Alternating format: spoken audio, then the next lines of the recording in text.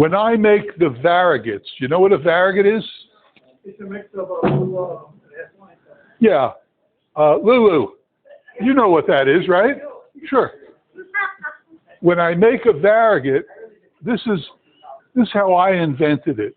I think most people do that as it's coming out. They add it and stuff. You know, you've seen that. I don't do it, mainly because when I make ice cream, I'm alone, and it's very hard to have the ice cream coming into a container and you trying to regulate this and open it up, and I don't do that. So what I came up with was a way to, have you seen it on the videos? There's 600 videos there. You must have seen a variegate. A variegate is when we were young and we got vanilla fudge ice cream. It was white, but it had the fudge swirling through it. So I came up with a way to do this. It's rather simple. It's simple, but there's a trick. When the ice cream's coming out of the machine, I use a big bucket like this.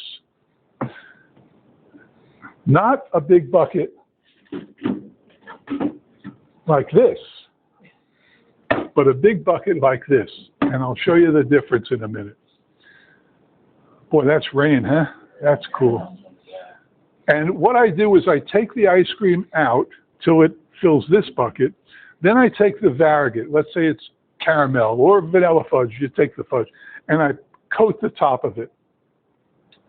Then I take this and fold it 4 times. Fold it, fold it, fold it, fold it. Then this bucket squishes. This one, not so much. So, and this is what I had. This is how I invented it. So what I do is I take my 1-gallon buckets and set them up on the counter, and I take this and squeeze it, and that's what makes the variegate. And it's beautiful. It's a beautiful thing. So I've always had these. Now, these you can't find. Nowhere. Nowhere. So we used to have 6 of them, and now this is the last one. It's the last one.